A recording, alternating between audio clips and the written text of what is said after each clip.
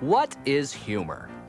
Creativity expert Edward de Bono says that humor and the creative process are actually one and the same thing. Creative thinkers are willing to play with ideas, to risk foolishness without fear.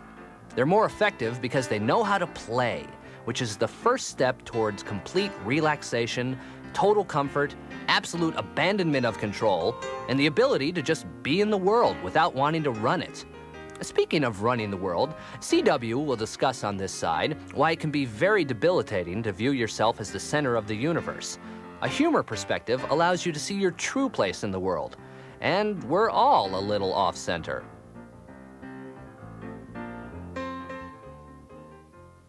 We're going to define now what I believe humor is. Please understand that this is an evolving description. It is gained from not only my personal experience, but from research we have gleaned from other people in the field and from interviews with people who are facing crisis, because my greatest understanding of humor and what it is and how it works is my understanding of how it helps us face crisis and change, how it helps us learn from those experiences rather than be broken by them. Whether that's being applied in a business environment or a hospital or a personal life situation, they are the same. When we talk about these, I want you to remember that we're talking about skills. These are aspects that have to be developed. That means there are tools and exercises we'll offer to help develop them. Probably, if you were going to boil what a sense of humor is down to one thing, the one thing you might choose is something we talk about but really rarely understand in terms of what humor is, and that's perspective.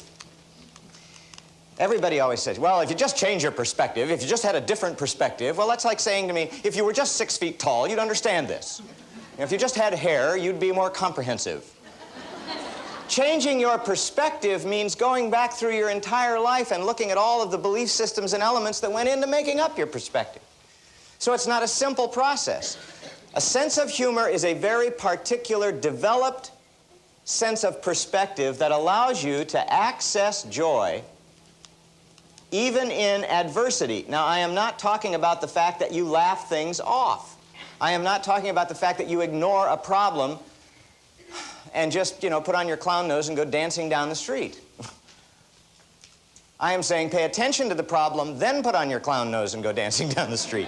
The idea is that a sense of perspective when it comes to humor allows you to see yourself in the scope of things rather than always at the center of things. We have a tendency as human beings to believe that any problem we are confronting and facing at that moment in time is the most important thing that's going on in the entire world. My grandmother, who I quote a lot, who was this island of joy in my childhood, she taught me lots of things. She used to say to me, do you know, when you lie, it makes you smell different? I believed that till I was 9 years old. I would come home, she'd say, where have you been? I'd go, well, I was just over at Johnny's, and she'd go, So I wasn't over at Johnny's. I stayed at school, and I really believed she could smell a lie. But she used to say the main trouble with the world is everyone wants the same job. Director of the universe. People are always saying, well, if he'd do this and she'd do that, and people did things my way around here, we'd have a much better situation. I am not implying that anyone here gets up in the morning and goes to the mirror and says, good morning, center of the universe. Let's go kick them around, okay? Well, maybe some of you do, I don't know. But when things begin to change in your life and move in a direction you don't like, you didn't plan on, you don't approve of, you don't understand, and you, by God, don't intend to participate in, and you start trying to haul it back to the way you want it to be, you are functioning as if you are the center of the universe. It is an awesome responsibility. It is a killing responsibility. We get a problem and we're like, John, Mary, Linda, come here, look at this problem. Look at this problem. Do you see this problem? Look at it. This is the worst problem I have ever seen in my entire life. Look at this. It's everywhere. It becomes the focus of our being. A developed sense of humor perspective allows you to see yourself in the scope of things rather than always at the center of things, and it is not an easy thing to do. Let me give you some examples of how it works, because it is not an abstract motivational concept. It is a developed skill that takes a great deal of discipline to work with. One of the most effective treatments for burns, and you must understand that anybody here who's ever been physically burned, it may be one of the worst physical pains you can endure. And people who have massive body burns are experiencing a pain beyond a level most of us will hopefully, pray to God, ever have to deal with. And the technology in burn treatment has been enormous in the last several years, but one physician in particular developed a mechanism that people are studying from all over the world right now, and it doesn't have to do so much with technology, which is very important, as it does to do with perspective and the power of perspective. This gentleman put together a program for severely burned patients who were still conscious and could communicate. And what he did was so outrageous that many of his fellow physicians and other workers in the field thought that it might be even unethical. I'll leave you to draw that conclusion. The success of it has been enormous. Do you know what he does? He teaches people to go to what he calls their laughing place. Remember the old Brer Rabbit stories? Brer Rabbit, whenever he got stressed out, had a laughing place he went to. How many of you saw the movie Mask with Cher? Yeah. Do you remember when she would say to her son when the pain would get so bad to go to his laughing place? That's what this physician did with these burn patients. He said, I want to tell you something. I want to ask a favor of you. I want you to use your mind, which is not burned. I want you to use your mind to create for yourself a place where everything that ever happened to you that was good is still going on. And I want you to focus not on the pain and not on your body. We'll work on that. I want you to focus on getting to that place as often as you can if you have to spend whole days there. Thinking about the people who made you laugh, thinking about the things in your life that are funny, thinking about the things that uplift you. I want you to train yourself and start focusing on that place and not here. The measurable results have been as much as a 13 to, in some cases, as high as a 33% increase in cell regeneration growth.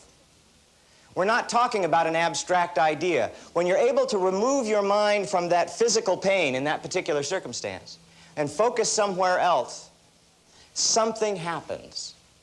It's not an abstract idea. We have been using visualization and imagery working with cancer patients for years. I want to share with you some information that was a study done at the Medical Illness Counseling Center in Chevy Chase, Maryland, which proved beyond a shadow of a doubt that relaxation and aggressive mental imagery caused cancer patients' lymphocytes to multiply and fight tumors more successfully. We're not talking about an abstract idea. If one of the reasons you are prone to illness when you are stressed is because your state of mind is participating in a biochemical change that suppresses your immune system, then maybe the reverse could be true. So when we talk about a humor perspective, we're talking about the remarkable capacity you have to control how you see what's going on. Nobody can control what happens to them, by and large. I have tried. I have no control over the world. Is the center of the universe here today? Because if the center of the universe is here, I've got a bone or two to pick with you. The point is, we learn over the course of our lives that we cannot control the incidents of our life very effectively. The only thing you really have any control over is how you choose to look at it, and that is a choice. You've heard it before. It's been said thousands of times. Every study I have done of cultural and spiritual history has in it somewhere the idea that you have charge over how you choose to look at what's happening, and that's the only thing that you have charge of. It is also one of the primary aspects of what's called the hardy personality, people who cope effectively with crisis. They recognize they have the capacity to control how they're seeing what's happening. Let me give you another example. I do some bike riding. In Fort Collins, where I live, they have lots of wonderful bike trails. And I'm going to get one of those mountain bikes. I went out to look at mountain bikes. It's the bike I had when I was a kid, 9 years old, cost $9. Now costs $500. The big tires, big handlebars, you sit up straight. I don't know what they've done to it. But I like to go bike riding, and I was out bike riding one day in Fort Collins, and a lady passed me on a bicycle with a little boy about 5 years old on the back of the bike. He had a little plastic helmet on, little plastic elbow pads, little plastic knee pads. He had about 5 straps across his body. He couldn't move in this chair, out having fun, right? He's like, oh, good, this is great. His mother's this beautiful woman, and I noticed her, I admit, for it was a summer day, what she wasn't wearing, primarily. And as she passed me, I gave her my standard sort of macho look of intelligence, you know, the... And she went by, and I noticed her, the hair blowing, the kid on the back. I thought how funny that he's all strapped in like that, and this beautiful woman. And it's just that I'm thinking that, and she's passing me. A dog runs out in front of her. She swerves to miss the dog automatically. And the bike path there runs along the Poudre River, and there's like a rock embankment, 40 feet slope down to the river. She loses control of the bike, shoots off the bike path. The kid, the seat breaks free from the bike. The kid and the seat go rolling down toward the river. The woman slams into the rocks. It's a horrific thing when 1 second you're going, what a beautiful thing, and the next minute there's this catastrophe in front of your eyes. I jumped off the bicycle, parental instinct. I saw that she'd gotten up and was running toward the child. So I head toward the child. I got there a little bit before she did. I got him out of the seat. He thought it was a ride. Talk about perspective. The kid's down there going, let's do it again, that was great. The mother is in an utter panic. She got there, and she's saying, is he all right, is he all right? And I said, I think he's going to be okay. I said, but we better take him to the hospital. You can't tell with kids. Might have some broken bones, but he seems to be fine. And she's like, are you sure he's okay? And she's moving his little arms, and he's dancing around. And I looked at her, and she had on a sort of halter top and shorts and a windbreaker. And the plastic windbreaker was soaked with blood. And I said, excuse me, I think you may have cut yourself here. Do you mind if I take off your windbreaker and look at this? And she said, I'm fine, I'm fine. What about my son? I can take off my own windbreaker. And she took it off. Her clavicle, her collarbone was snapped. It was sticking 2 inches through the skin. She had a laceration that went from the scapula across the shoulder plate and clear to the elbow. She had a deep incision in her neck. She had cut an artery. She was pumping blood. It was like a Monty Python movie. I put my hand on it to compress it. I said, will you please sit down? We've got to get a compress on this and get you to the hospital. And she took my hand and tossed it aside and said, I'm fine. What about my son? There's nothing wrong. And she looked at it. And she just stood there for about 5 seconds going, and then she went, ah! and fainted dead away. Well, by that time, other people had come. Somebody had already gone to call an ambulance, and the woman and the child both turned out to be fine. The point of the story is that as long as that woman was focused on the needs of that child, as long as her perspective was on the needs of that child, she did not experience her own physical pain and disability. She was operating in ways that should have been physically, mechanically impossible. We're not talking about an abstract power. We're talking about an enormous capacity of human mind to focus in a very particular, chosen way. And when your perspective is outside of yourself, that self-pain, that self-pity, all of those things that come with problems and difficulties tends to be moved in a way that allows you to see it differently and maybe cope with it more effectively. So perspective, and a humor perspective, and we're going to talk about developing it, is not an abstract idea. You see, it works with psychological pain in exactly the same way it works with physical pain. Do you know what the root form of the word humor is? Is humor in the Latin. It means to be fluid and flexible like water. And that is indeed what humor is about. It's about staying flexible so you don't get broken by the difficulties you confront, so that your creative mind stays open, so that you can still come up with solutions even in painful situations. The second aspect of what a sense of humor is the developed capacity to take yourself lightly, even though you may take your work or your problem very, very seriously. You've heard it before. You know it's true. But think about it for a moment. Have you ever thought of it as a developed skill? Have you ever thought about why it might be important? I don't know about the rest of you. I've been unemployed at times in my life. When you go to a party and you meet new people, what's the first question they ask you? What do you do? Where do you work? Nobody ever comes up to you and says, hi, my name's John. Had any interesting spiritual experiences lately? They want to know who you are and what you do so they can figure you out and relate to you. Then they want to tell you who they are and what they do so that you'll have some idea of them. Listen, I hope that you have not lost the love of your work, whatever it is.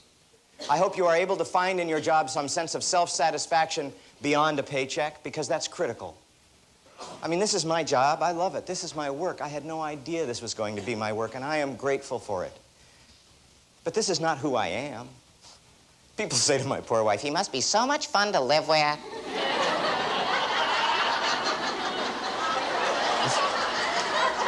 She's got this rolling eye gesture. She says, sometimes, yes. Because this isn't who I am. I deal with people in crisis. You deal with a company that's undergoing a defense against an unfriendly merger or a takeover or downsizing. That's such a silly word, downsizing. I always say, what does that mean? Everybody on 5'6" still has a job? Everybody else over 5'6" is fired? Is that what downsizing is? We're afraid to even talk about it.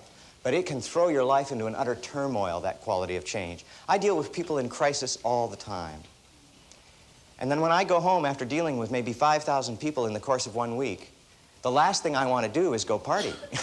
I want to crawl into the closet and count my shoes. I don't...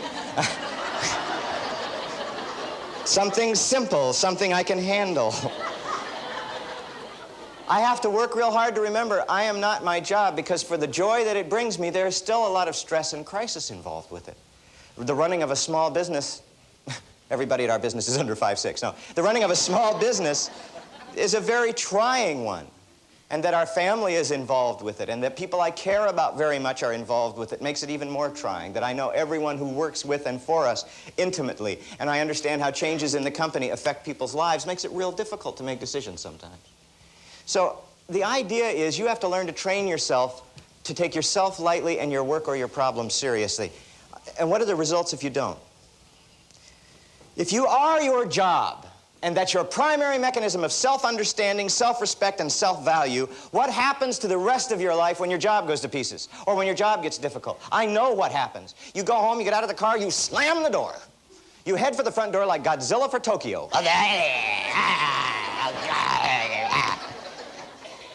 Your spouse is inside, looks out the window and says, "Oh, God, kids, head for the basement, take the dog, lock the door, move now, get out, quick.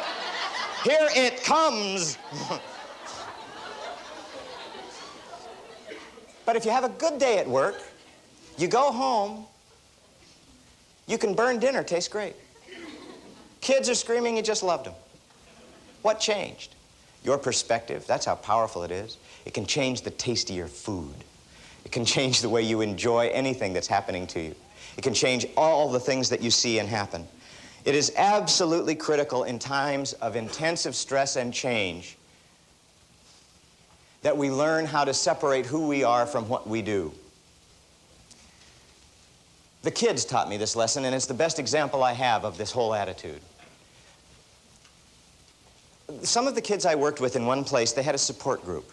Whenever one of the children had to go in for a radiation treatment, or go in for chemotherapy treatment, or an operation of some kind, or it was their first visit to the hospital, we'd all go with them. 7, 8 kids and one of the counselors all go with them. Had a real strong support group, a very powerful community involved.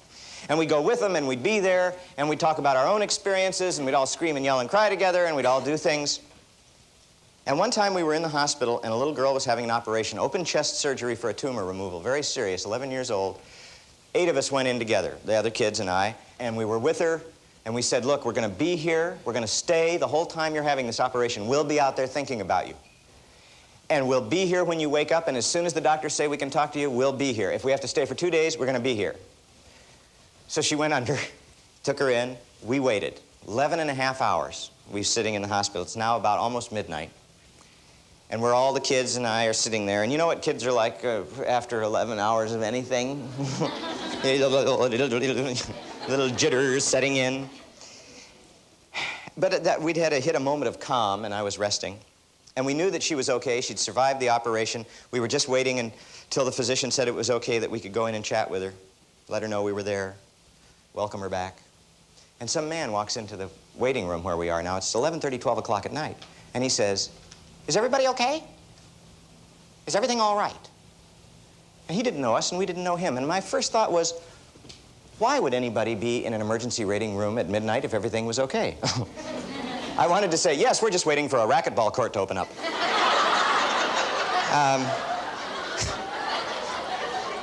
But I didn't, because I knew he was just trying to be nice. And before I could say anything, Kenny got up, one of the little boys had leukemia, got up and he walked over, and I started to jump because Kenny was trouble. Kenny was just trouble. He did strange things, this kid. And I saw him move toward the guy, and I tried to stop him, but I missed him. And all the other kids are watching, see, because Kenny's got this really weird sense of humor, and he pulls real strange things on people. And I'm going, oh, dear. And he walks over, and he takes the guy's hand, and he looks up at him, and he says, "Well, we're waiting for a real good friend of ours. We all play together all the time, and she's a real good friend, and she's had an operation for cancer." And I thought, well, that's the nicest thing I've ever seen him do. And I let my guard down for a minute, which was a big mistake. Because the guy reaches out and pats him on the head, and Kenny looks up at him. And the guy says, "Oh, I'm sorry." And Kenny looks up at him, and he says, "No, you don't understand. It's a real rare form of cancer. It's contagious."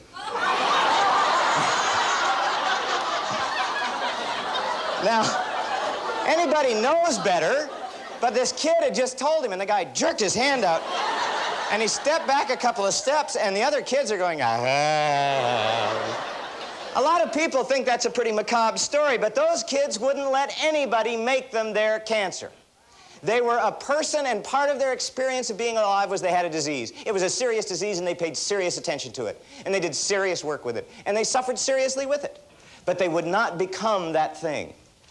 To take yourself lightly, they understood that they were not their disease. Like, I want people to understand they are not their jobs. Look, some of us are never going to be satisfied. Some of us live on stress. We love it.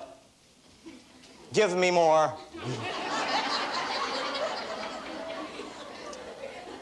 120 hours a week, no problem. Of course, I may only be giving you 10 hours of work, but I'm working 120 hours. A sense of humor is that sense of being able to take yourself lightly and your problem seriously and understand the difference between the two and develop that capacity. And we're going to talk about that as well. The third part of what a sense of humor is in this definition sounds the most abstract, and oddly enough, we have the most really medical and psychological support for it. A sense of humor is a general sense of joy in being alive. Now, doesn't that sound like a namby-pamby positive thinking idea?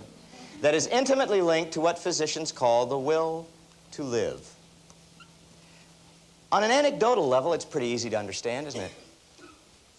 If you don't like it here, you're not going to put much of a fight up to stay here. If you think the world is a dark and a dangerous place and everybody's out to get you and it's not a very enjoyable process and the most you can hope for is to eke out a miserable existence in an unfriendly universe, and you find out you have a potentially terminal disease, are you going to rally and fight? Are you going to say, I can't die? I've got to get back to that miserable, blood-curdling job and those backstabbing turkeys I work with. I've got to live. Probably not. But it goes far deeper than that. A sense of joy in being alive is not an abstract idea. It's a developed skill. It's something you either use or you lose. And nobody takes it away from you. People can make it real hard to hang on to. People can help you develop it, but nobody can give it to you and nobody can take it away. A sense of joy in being alive is a developed skill. And what is it? What gives you, what nurtures that sense of joy in being alive? Well, it's different for different people. I mean, I have one fellow who is an engineer, and one of the things he does that is the greatest stress reliever in his life is bake bread. He goes home at the end of a day, and he bakes bread. By the time he's done with the kneading process and putting everything together and getting in the oven, he's like, ah. And it just really nourishes his sense of joy in being alive to bake, and he gives baked goods to everybody at Christmas, which is why he's a friend of mine. And I know other people for whom a sense of joy in being alive is nurtured and sustained by participation in some kind of spiritual community and reading books on spiritual growth. I know other people whose sense of joy in being alive is sustained and nourished by jogging and running and exercise, or by playing with the grandkids. Grandkids are a great way to get back in touch with humor, because now you see, as a grandparent, you can go into the house, get the kid all riled up, go home, and leave it to his parents. You can afford to play, because once the kid's wired, you're out of there. He's all yours now.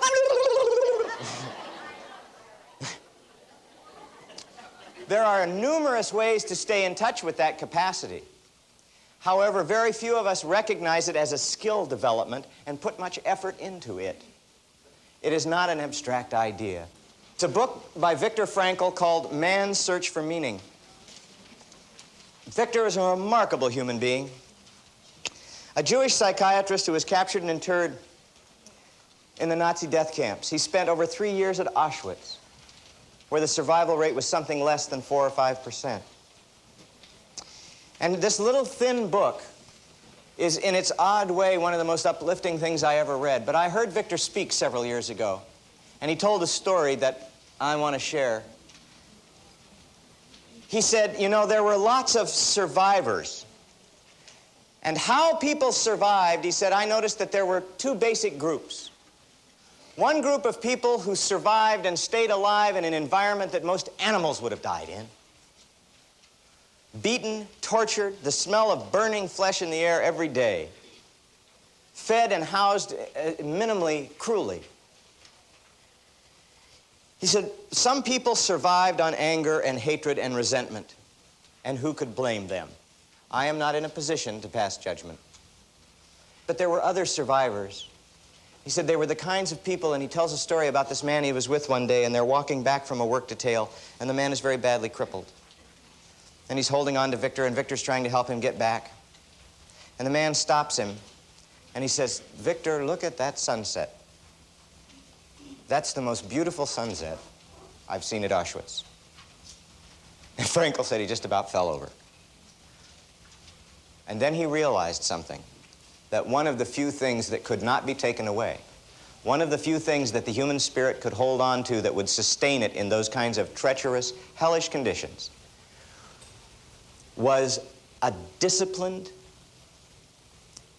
tenacious will to hold on to their capacity to appreciate what was good and beautiful. A sense of joy in being alive could not be taken away. They could beat you, they could torture you, they could kill you. But one of the ways that you kept going from day to day was you did everything you could to get beyond the numbing horror of the place.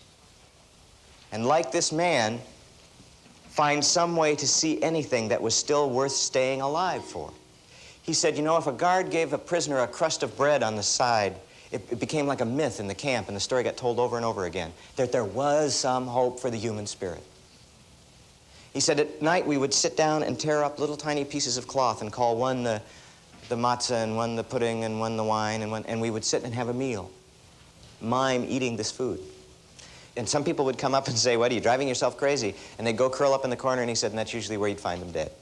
He said, but if you did it often enough, all of a sudden one evening you would mime picking up that food and putting it in your mouth, and you'd taste it, and you'd feel the texture of it in your mouth, and you'd chew it and you'd swallow it, and your mind would open up like a flower. And all of these memories of times when you had eaten that food would come back to you, and you'd remember a holiday when you'd eaten that food, and you remember the laughter of the children and the warmth of your spouse that night, and you had reason to get up one more day and go on because it had been like that once. It could be like that again if you could just make it through one more day.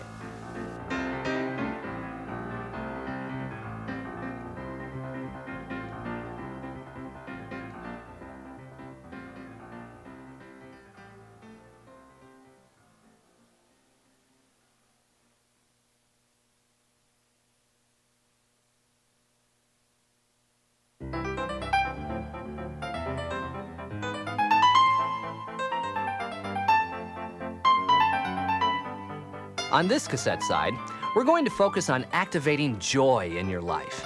Most of us identify joy with the happy times in our life, and they're certainly closely related. But joy is also crucial for recovering from the bad times. In order to regain that all-important sense of joy in being alive, it's essential that you recognize the absurdities in your life. So CW will offer tips and techniques for doing just that.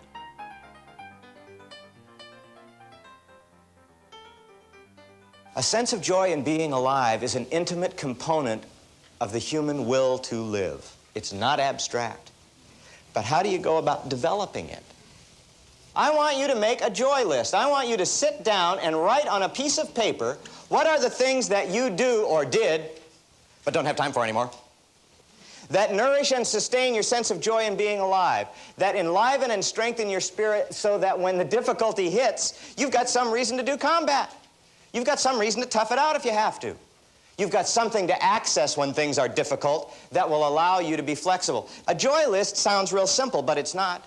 I have done it with over 30,000 people in the last 4 years, and do you know that most adults over the age of 35 cannot write down more than 3 things on a list that they still do? And almost all of them start off with one thing at the top. My work. I love my work. Fine, good, terrific, I'm glad. Everything else goes on here except your work, and there are only 2 things not to put on this list. 1, things that hurt you. For instance, it makes me feel good and enhances my sense of joy to get drunk and fall down the stairs. Probably shouldn't go on the list, okay? Things that do you damage should not go on. Things that do other people damage shouldn't go on the list. Makes me feel good to kick my manager in the fanny. Things that hurt you or hurt other people don't go on the list. You think this is silly. I'm not talking about sitting down and thinking about it. I'm talking about sometime this weekend, perhaps, taking a few minutes and having enough respect for yourself to investigate what is the storehouse you have and are developing that will help you stay loose and flexible, that will help you continue to be of value to other people and to your family and to yourself. I started a joy list, and I'll be quite frank with you, I had 3 things on my list. Not to offend anyone, but the 3 things on my list were camping, fishing, and sex. That was it. My idea of heaven was to be laying in a tent with an open door, my wife in one arm, a fly rod in the other. Casting into the river, kissing my wife. Casting into the river, kissing my wife. But you know, if you want to, what I want you to do is actually have maybe a little pocket folder or maybe just a little diary of some time. You don't have to carry it with you all the time. But what I want you to do for a period of about 6 weeks is to start to pay attention to the things that make you smile, make you laugh, make you feel a little better, that occur to you as things that you might like to do, and I want you to write them down. That's all. Write them down. Most people, if they had to write out a gripe list, wouldn't have any trouble at all. Get down 15, 20 things on that list just like that. Probably start off with the names of most of the people in your family. But we rarely put any energy into what's working. You go to some place where people are having lunch, business people, and listen to the conversations. How often do you overhear people talking about what's working? Or how much they enjoy the work that they're doing, or how much they enjoy the people that they work with? Business lunches are a time to vent. Let me tell you about these idiots I'm working for. Let me tell you about this ding-dong client I've got. That's okay, that's important. Important to get that material out too, discuss that. But we put very little time and energy into what works, and then we wonder why it doesn't work very often. I want you, if you're serious about developing these skills, to challenge me if you think this is a silly idea and do it. I have over 180 things on my joy list now after 5 years. Some of them are as simple as going to the stationery store and looking through the humor cards. They hate to see me at the stationery store in town because I hardly ever buy anything. I just come through and rifle through the cards. And I got one a couple birthdays ago. It says, we did a survey of your friends. 4 out of 5 think you're as good looking as ever. And you open it up and it says, the sober one had no opinion. That's all. I'm talking about little tiny things. You know, we talk about it isn't the big, enormous problems that we have trouble dealing with. It's all the little tiny things that are always picking away at us and chewing on us. I mean, we got a big problem here. We can handle it. We can see it. We can get into it. But it's all these little things keep sneaking up behind us and nipping us on the neck and biting us in these little... It's the little tiny things on the other side of the ledger that balance all of that out. But you've got to pay attention to them. Misery is not subtle. Pain is not subtle. Joy, humor, laughter are very often subtle. And you have to pay attention to them to start activating them in your life. So you make a joy list. On my wife's joy list is going to the drive-in. Now, when you've been married a while and someone says, honey, let's go to the drive-in, you don't say no. I'm too tired, honey. I don't want to go. You get that kind of invitation from your spouse, you go to the drive-in. So we go to the drive-in. We back the Jimmy in. We open up the door. We have a dog, amazing Grace. Gracie sits on the tailgate and watches the movie. And I love Gracie watching the movie. She doesn't watch television, very discriminating, but she loves movies. And Roma and I lay there and we put the mats in and we eat popcorn and we watch the movie and we talk about things we haven't had a chance to talk about. Nobody bothers us.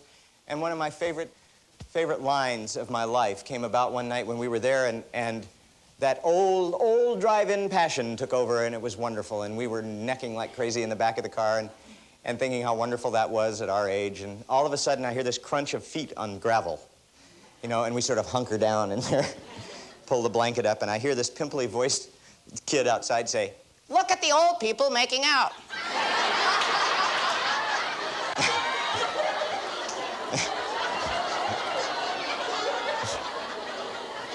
I thought later, you know, it's one of those lines you think of later. I didn't get a chance to say it. I wish I'd said, go grab a notepad and come back, kid. So what happens in a spousal relationship is you start to get a better idea of the kinds of things that are important and the kinds of gifts you can give that are meaningful. You know, we so often give people things that we want. It's the old, I gave my sister a jackknife for her birthday trick. You know, I don't want a jackknife. Okay, I'll take it. A joy list gives you an opportunity to really start finding out about what the other person's needs and joys are so that you can fulfill that person in the way they want to be fulfilled. I want you to make a joy list. Hopefully, as a child, there was a period in your life where you laughed so hard you fell down. Do you know why? Because when you laugh, it relaxes all the major muscle groups in your body. They go slack. It's a great tension reliever. But as we grow up, we find out that it's not appropriate when the boss tells a joke to fall on the floor laughing. That's sort of overdoing it. But we learn to contain ourselves. We stop throwing our arms out like we did when we were kids and laughed. We stop letting our head go back when we laugh. We start containing it so that it's more intelligent, adult, professional sort of laughter.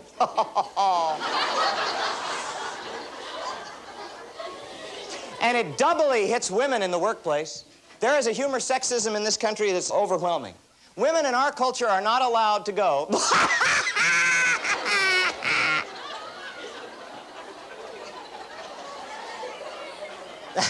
Some of you haven't learned that yet.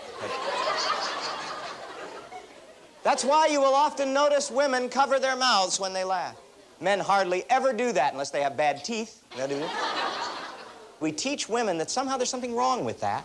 Men in this country are allowed to have a belly laugh. Women aren't even allowed to have a belly, let alone a belly laugh. Yay! Let's hear it for bellies. And very often you will find women with eating disorders who have total non-acceptance of that part of their body because there's something wrong with it. It's all very intimately tied together. But what I want to get at here today is these exercises, another purpose of them is to get you back in touch with your physical capacity, your right, your willingness, and your desire, and your ability to express feeling good. Get back to that point where you know you're still capable of it. You got to exercise it. So, you're going to shake your right arm.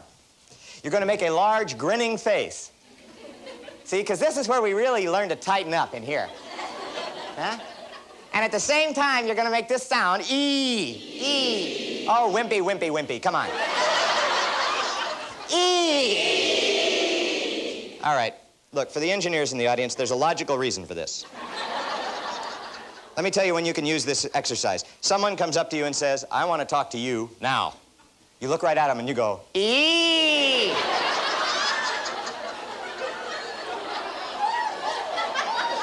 I promise, they'll say to you, I'll be back later, okay? Now, I want you to shake your left arm. I want you to make a large dental face, open your mouth real wide and go, ah. Great, okay. Now be careful with this. I want you to shake your right leg, and here's the tough one. This separated the men from the boys at the Strategic Air Command. Here we go.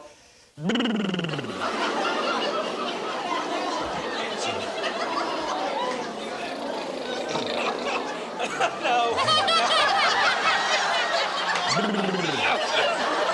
All right. I'm just trying to help.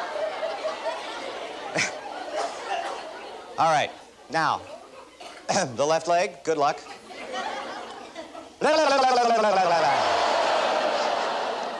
Now, please, I understand there are people out there going, you've got to be kidding. Why should I do this?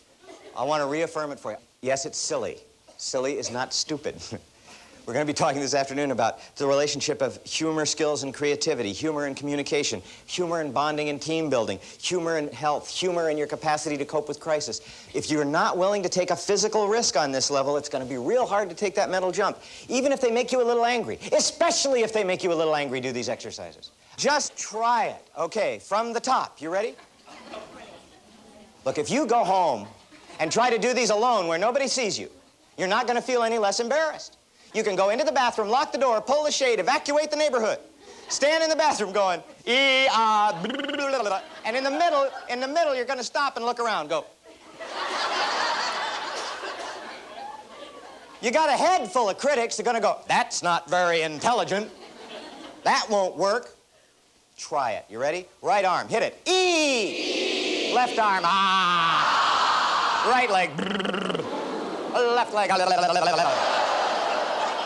Right arm, left leg, both faces. Go. All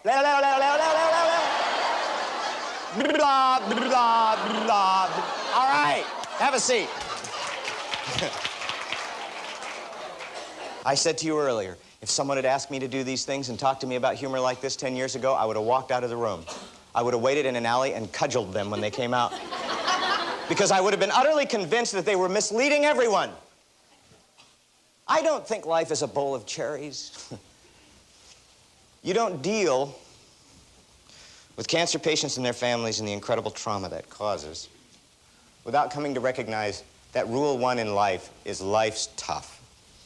It can be a very painful, difficult trial. We came up with a bumper sticker the other day in the office that we thought we'd make and sell. We'd sell 1 million of them. It says, "My life is a trial and I'm guilty."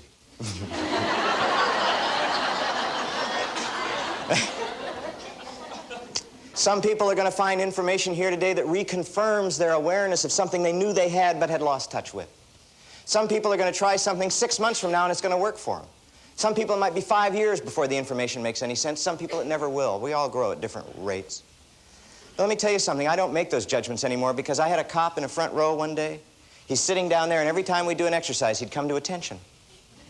Stand and look. You know, it's a city workshop for a city government, and there were several uniformed police officers there. He was one of them, a lieutenant. And the other people were participating. This guy's standing up doing this, looking around the room. No shaking face, no stand, breathe, and smile, no yawn, none of the other things. And at one point, I said to myself, I've got to get to this guy, because I grew up with cops on both sides of the fence. And I know what a difficult, painful perspective law enforcement can bring to a person's life. But I couldn't get him all day. Couldn't get him. Left at the end of the day, and I just thought, well, there's some people you can't reach. I got a phone call 2 days later. Man said, "This is Lieutenant Jackson. I was the uniformed officer who was at your workshop the other day." I said, "Yes, sir." I thought I was going to be arrested for having a good time in a public place. He said, "I want to tell you that was one of the most enjoyable days of my entire life." I just didn't say a word. He said, "I came home, I talked with my wife about that material." He said, "I think it's so important, I recommended you to the Police Training Academy because our people desperately need this work." And as a result of his recommendation, we did a year-long series with the Police Training Academy. Got to everybody. This guy came to 5 workshops. By the 5th workshop, he was a raging dingbat. He and I.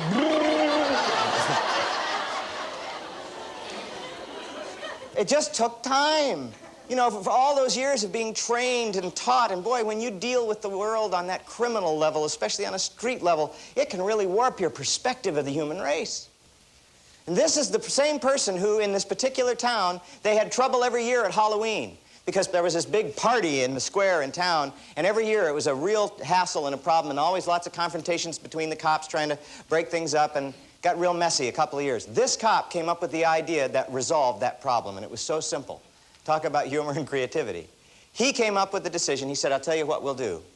I've got a solution here. Tonight when we go out, it's Halloween night. We always have trouble with these people. I'm wearing one of these. I want everybody else to wear one." They were just little half masks with a pig nose on them.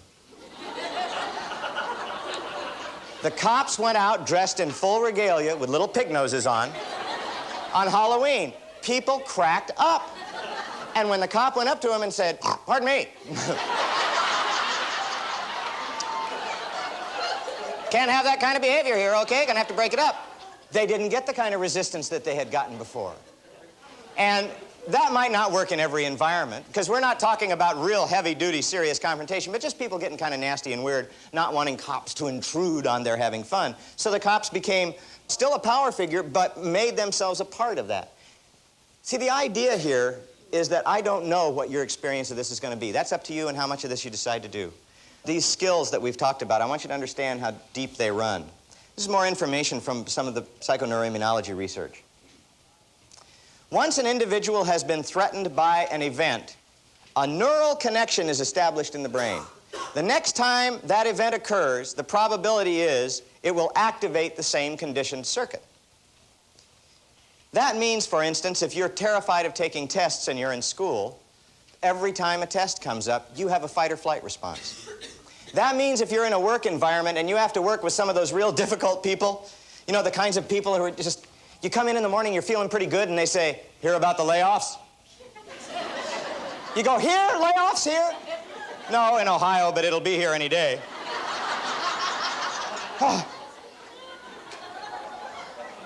Sometimes all you've got to do is see those people on the street and you start getting stressed out.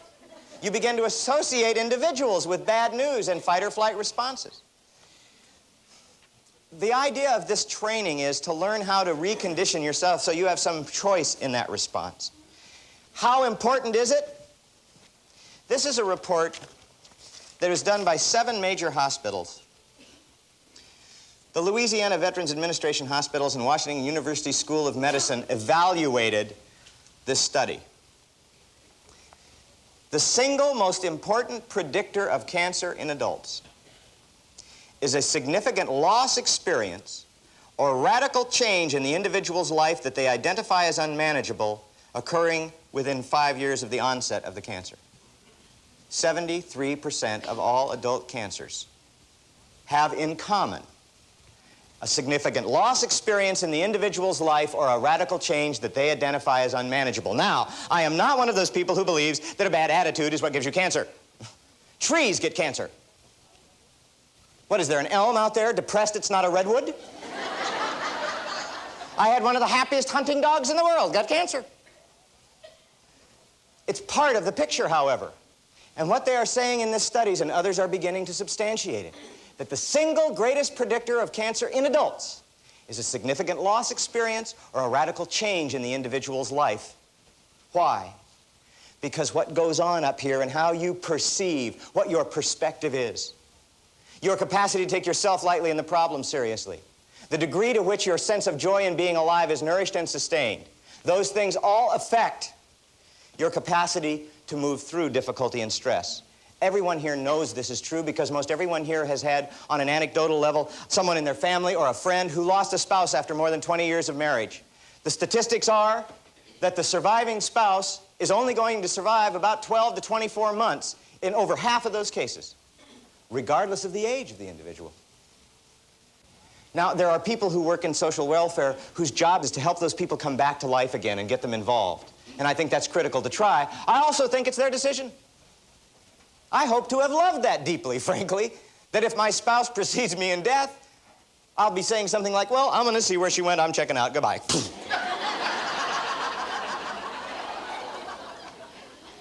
It is not that I have not got respect for the pain and the difficulty of the situation. What I'm saying is that the statistics are leading us to the idea that those skills that we talked about are also the skills that are identified with the hardy personality, people who cope well with difficulty. And the difference between good copers and poor copers is that the good copers know they have control over how they choose to see what's going on. They separate themselves, like those kids did, from the event. They observe the event. They're aware of it, they work on it, they pay attention to it, but they also, at the same time, pay attention to developing those aspects of joy in their life.